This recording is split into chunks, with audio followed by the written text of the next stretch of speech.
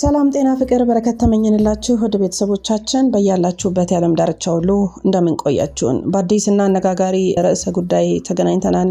የርዕሰ ጉዳይ በርግጥ ሳምንታትን አስቆጥሯል። በርካታ የሆነ ውዝግብ የተፈጠረበት ነው። ይህም የአእላፋት ዝማሬ ነው። በዚህ ጉዳይ ላይ እንግዲህ ታላላቆች የሚባሉት ሁሉ ካህናትን፣ መምህራንን፣ ሊቃውንትን ሳይቀር በጣም በርካታ የሆነ ሰጣ ገባ ውስጥ የከተተ ነው የአእላፋት ዝማሬ። ለመሆኑ ይሄ አእላፋት ዝማሬ ለምንድነው በዚህ ልክ የራሷ የቤተክርስቲያን ልጆች እየተሻኮቱበት ያሉት የሚለውን የግድ መፈተሽ ስላለብን ነው ይሄን ነገር ወደ እናንተ ያመጣ ነው። ምክንያቱም የእናንተም ሐሳብ አስተያየት ስለሚያስፈልገን ማለት ነው። ብንወያይበትና ወደፊት ብናመጣው የተሻለ ነው። ዶክተር መስከረም ለቺሳን ጨምሮ እጅግ በጣም በርካታ የሆኑ የሃይማኖት አባቶች፣ መምህራን፣ ሊቃውንቶች በዚህ ጉዳይ ላይ በጣም ከፍተኛ የሆነ ሰጣ ገባ ውስጥ ገብተዋል። ይሄ መረጃ ምን ይመስላል የሚለውን ነው የምናየው ማለት ነው። ዶክተር መስከረም ለቺሳም አንዳንድ ጥያቄዎችን አንስታለች። የምታውቁ ካላችሁ አስረዱኝ ስትል ተማጽኗንም አሰምታለች ማለት ነው። የእሷንም ትዝብት የእሷንም ሐሳብ እንዲሁም ደግሞ የሌሎቹንም ጨምረን እኛም እንደ አክሱም ቲዩብ የምንላችሁ ይኖረናል። አብራችሁን ስለምትሆኑ ከወዲሁ እናመሰግናለን። ሮማን ጸጋዬ ነኝ ከአክሱም ቲዩብ። ሰናይ ቆይታ ይሆንላችሁ። በዚሁ ግን ማሳሰብ የምፈልገው ነገር የማይገባችሁ የማይመለከታችሁ ሰዎች፣ ባልተጠራችሁበት ድግስ ድንኳን የምትሰብሩ ሰዎች ረፉ ለማለት እንፈልጋለን። ጉዳዩ የኛ ነው፣ ለኛ ተውልን ለማለት እንወዳለን።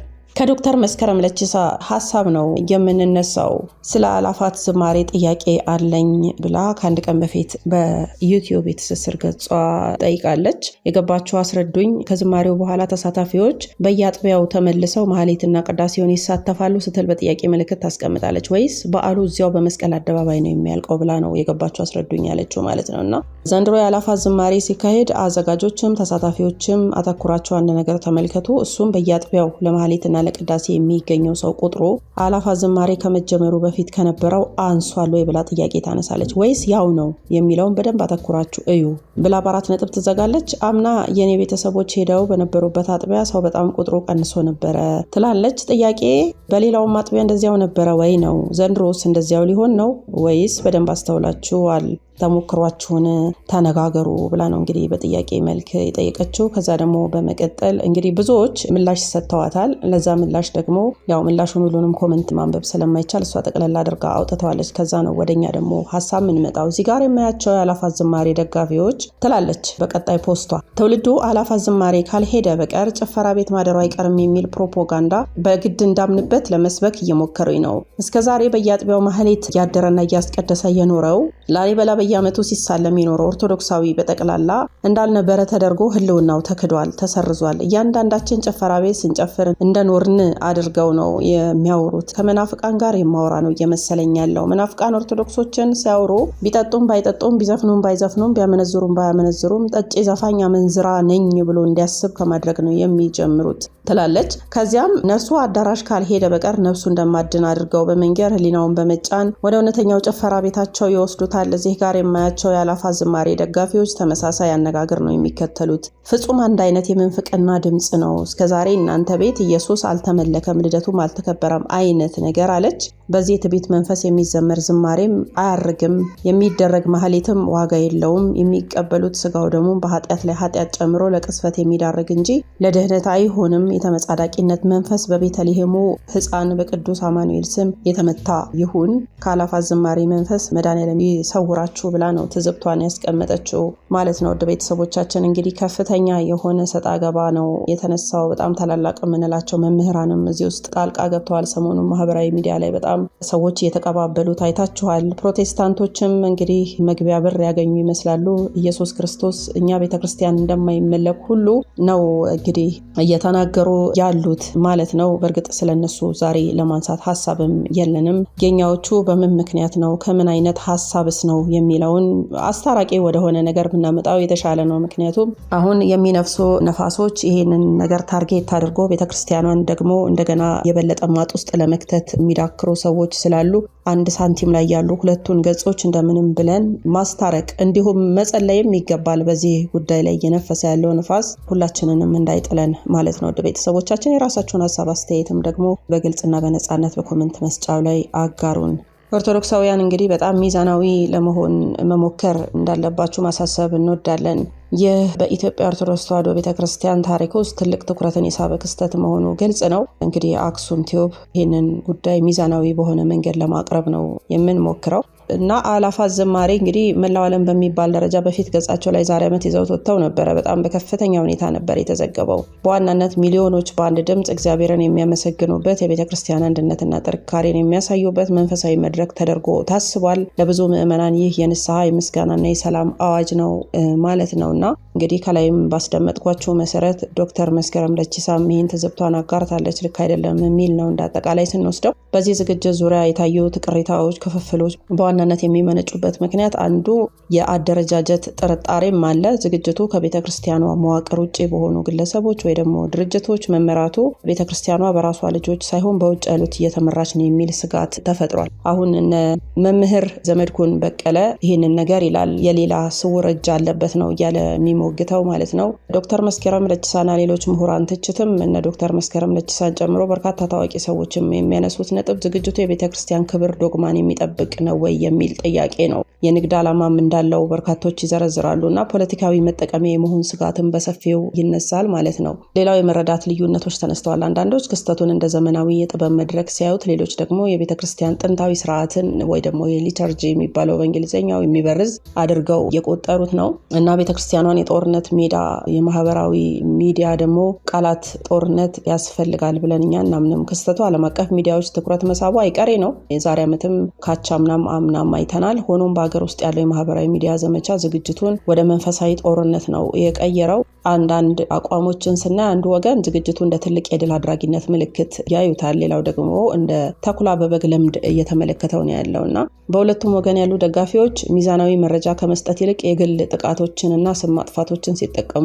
ይስተዋላል። አሁን ዶክተር መስከረም ለቺሳም ያነሳችው ሀሳብ እኛ መጀመሪያ በማህሌቱ እንደማንሳተፍ ቤተክርስቲያናችን ውስጥ ሆነን ጾማችንን እንዲሁም ደግሞ የጌታችን የመድኃኒታችን የኢየሱስ ክርስቶስን ልደት እንደማናከብር ለዋዜማው ስንጠጣ ስንጨፍር እንደምንሆን ነው እየተስተዋለ ያለው ብላ ትዝብቷን አጋርታለች። ቁጭቷንም ተናግራለች ማለት ነውና መጀመሪያ አንድነትን ማስቀደም ያስፈልጋል። ዝግጅቱ የታለመለት ግብ እንዲመታ የቤተክርስቲያኗ የበላይ አካላት ለምሳሌ ቅዱስ ሲኖዶስ ሙሉ እውቅናና ቁጥጥር ሊኖራቸው ይገባል የሚሉ ከሆነ ለህዝቡ ወጥተው ይህንን ነገር እንደዚህ አድርጉ፣ ይሄኛው እንደዚህ ነው አቅጣጫው ማለት አለባቸው ብዬ አምናለሁ። ትችቶችን በአዎንታ መቀበል ነው ሌላው። በሁለት ወገን ያሉ ደጋፊዎች ሚዛናዊ መረጃ ከመስጠት ይልቅ የግል ጥቃቶችና ስም ማጥፋቶችን ሲጠቀሙ ይስተዋላሉ በዚህ ጉዳይ ላይ ማለት ነው። ስለዚህ እንደ መፍትሄ አቅጣጫ መቀመጥ ያለበት አንደኛው አንድነትን ማስቀደም ነው። የአንድ እናት ልጆች ናቸው እነዚህ ሁሉ ልጆች ሁለት ጎራ የከፈሉት። ዝግጅቱ የታለመለት ግብ እንዲመታ የቤተክርስቲያኗ የበላይ አካላት ለቅዱስ ሲኖዶስ ሙሉ እውቅናና ቁጥጥር ሊኖራቸው ይገባል። ሰውም ወደዛ ወደዚህ ወደ ነፈሰው ከሚነፍስና ወደ ትግል ሜዳ ከሚገባ ቅዱስ ሲኖዶስ ይሄ ነገር ይሄ ነው አቅጣጫው ይሄ ነው ብሎ በደንብ ለህዝቡ ወጥቶ መግለጫ መስጠት አለበት ብለን እናምናለን። ትችቶችን በአዎንታ መቀበልም መልመድ አለብን። ደግሞ ለምሳሌ ዶክተር መስከረምና የሌሎች ምሁራን ትችት እንደ ጠላትነት ሳይሆን ዝግጅቱ መንፈሳዊ መስመሩን እንዳይስት እንደሚጠቅም የጥንቃቄ ደወል ተደርጎ ሊወሰድ ይገባል።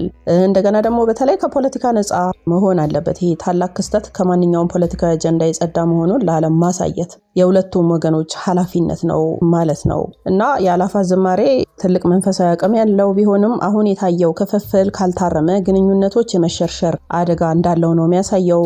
መፍትሄውም ግልጽነት ያለው ውይይት፣ የቤተክርስቲያኗን ቀኖና ማክበር፣ የጋራ መግባባትን መፍጠር ነው ማለት ነው። በትልቅ ጉዳይ የተነሳውና በርካቶች በጣም ከእንባ ጋር የሚናገሩት ነገር ምንድነው? ቤተክርስቲያናችን አሁን አርብ ላይ ናት ያለችው። ስለዚህ አርብ ላይ እንደመሆኗ መጠን ነጭ ለብሰን እልልታ አያስፈልገንም። ለሞቱት ሰማዕታት ድምጽ ልንሆን ይገባል። በእምነታቸው በሃይማኖታቸው የተሳደዱ በየጊዜው የሚታረዱት ቤተክርስቲያናችን አርብ ላይ ስለሆነች የነሱን ሁሉ ደም የሰማዕታቱን የነፍስ ጥሪ የሆነውን ፍትህ ማስፈን አለብን። እንደውም የአላፋት ዝማሬ ማቅ ተለብሶ ነው መዘመር ያለበት ብለው ነው ያሉት ማለት ነውና ያው በመላው ዓለም የሚገኙ የኢትዮጵያ ኦርቶዶክስ ተዋሕዶ ቤተክርስቲያን ምዕመናን በጣም ትኩረትን የሳበ ክስተት ነው ይሄ በጣም። ምክንያቱም ካለፈው ዓመት እንደውም የበለጠ ውጥረት አለበት የአላፋት ዝማሬ ዝግጅት። አንዳንዶች እየወጡ መልስ ቢሰጡም ይሄ ዝግጅት ለብዙዎች የሰላምና የምስጋና መድረክ ነው ቢሉም በሌላ በኩል ከታላላቅ ምሁራን እስከ ማህበራዊ ሚዲያ አንቂዎች ድረስ ከፍተኛ የሀሳብ ክፍፍል የፈጠረ ክስተት ነው።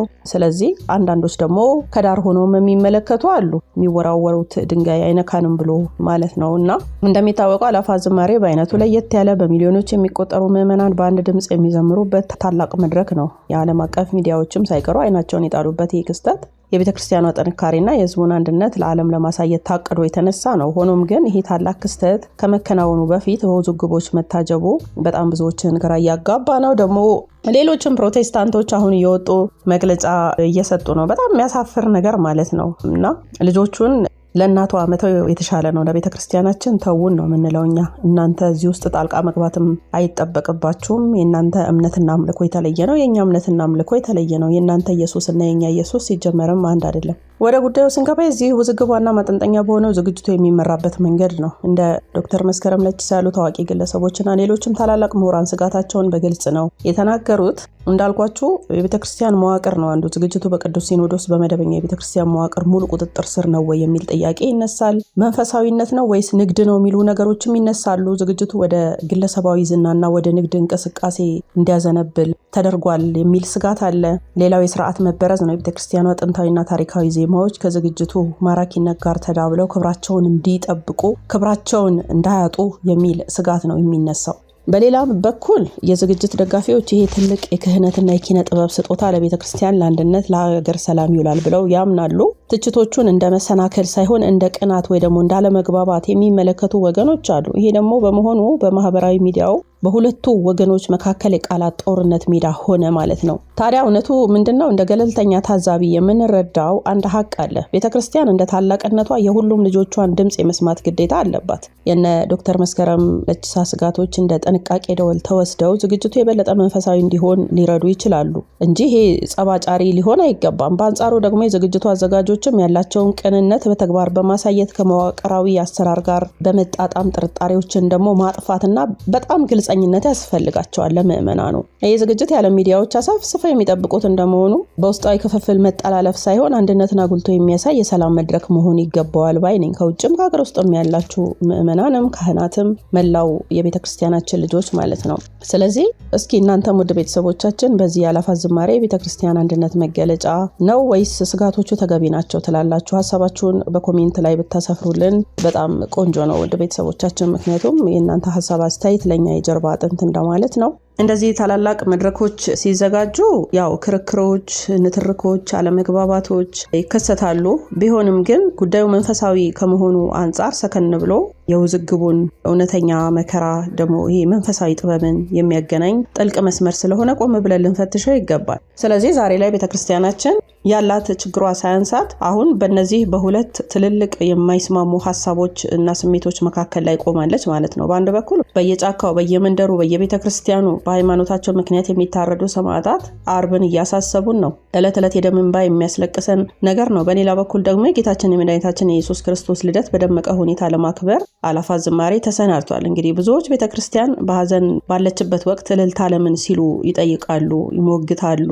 በጣም ብዙ ንትርኮች አሉ። ሌሎቹ ደግሞ ለክርስቶስ ካልዘመረን ለማን ዘምራለን ይላሉ። እና እንግዲህ መስራቹ ዲያቆን ሄኖክ ኃይሌ ጀምሮ ያሉትን ሚስጥሮችን መፈተሽ ተገቢ ነው። የአእላፋት ዝማሬ ዋነኛ መነሻ ዲያቆን ሄኖክ ኃይሌ እንደሆነ ይነገራል። ደግሞ እኛም እናውቃለን። ዲያቆን ሄኖክና ያዘጋጆቹ ቡድን የሚያነሱት ትልቅ ሚስጥር ምንድነው? የዋዜማው ጦርነት ነው። እንግዲህ በየዓመቱ የልደት ዋዜማ እንግዲህ እንዳንድ ዶክተር መስከረም ለቺሳም እንዳንድ ህጸጽ ያየችው ማለት ነው። በግሌ እኔ የምስማማበት ወጣቱ ወደ መጠጥ ቤቶች፣ ወደ ጭፈራ ቤቶች፣ ወደ ግብረ ገብ ብልሹነት ሲነዳ ይታያል ነው የሚሉት አእላፋት ዝማሬ አዘጋጆችና አእላፋት ዝማሬ የመጣው ይህንን ትውልድ ከመንገድ ለመመለስ ዋዜማውን በቤተ ክርስቲያን ጥላ ስር ለማድረግ እንደሆነ ይገልጻሉ።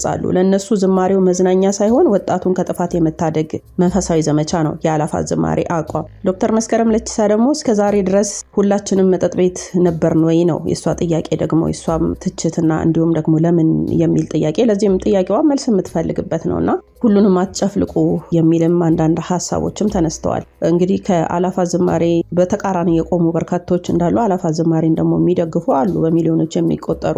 ሁለቱም ግን የአንድ እናት ልጆች ናቸው። ስለዚህ በተቃራኒው የቆሙትም ከነሱ ጋር የቆሙትንም ወደ ማስማማት ወደ አንድ ጠረጴዛ ሀሳቡን ልናመጣው ይገባል። ቤተክርስቲያናችን አርብ ላይ ናት። አርብ ላይ ናት። አንዳንድ የህመም ስሜቶች አሉ። በደቡብ በወለጋ በተለያዩ አካባቢዎች ምዕመናን እየታረዱ አባቶች እየታረዱ ባሉበት በዚህ ወቅት እንዲህ ያለ ደማቅና ግዙፍ ትርኢት ማሳየት የቁስል ላይ እንጨት ነው ይላሉ እንደ መምህር ዘመድኩን። እንደዛ ነው እያለ ያለው ማለት ነው። እልልታው የሰማዕታቱ ጩኸት ያፍነዋል ነው እያለ ያለው። ሌላው የተነሳ ያለው ገጽታው ቅዱስ ላሊበላ የራሱ የሆነ ጥንታዊ ረጋ ያለና ሚስጥራዊ ስርዓት አለው። አሁን የሚዘጋጀው ዘመናዊ የሚመስል ደማቅ መድረክ የላሊበላ መንፈሳዊ ታሪክ አደብዝዞ ወደ ቱሪስት መስህብነት ብቻ ይቀይረዋል የሚል ከፍተኛ ስጋት በምሁራኑ ዘንድ አለ። እንግዲህ መምህር ዘመድኩን በቀለን ጨምሮ ይህን ያነሳሉ።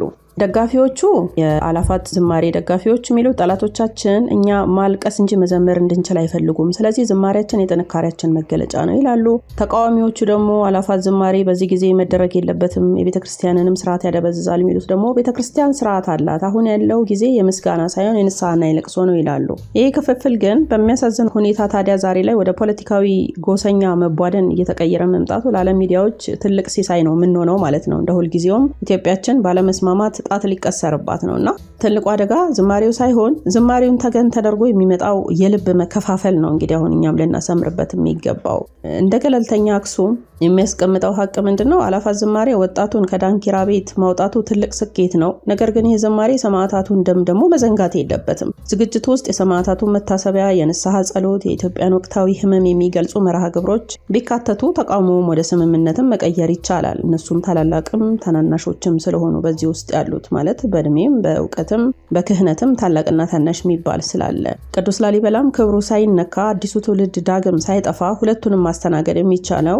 በጭፍን ደጋፊነት ወይ ደግሞ በጭፍን ተቃዋሚነት ሳይሆን በመግባባት ብቻ ነው ለማለት እንወዳለንና እንግዲህ ዛሬው መረጃችን ይሄ ይመስላል። ወደ ቤተሰቦቻችን ቤተክርስቲያናችን በአርብ ላይ ናት ወይስ በትንሳኤ ደስታ? ዝማሬው ሰማዕታቱን ይዘነጋል ወይስ ትውልድን ይታደጋል? የእናንተን ደግሞ የበሰለ አስተያየት በኮሜንት መስጫው ላይ እንጠብቃለን። ለሀገራችን ሰላምን ለቤተክርስቲያናችንን አንድነትን መመኘት እንፈልጋለን። ወደ ቤተሰቦቻችን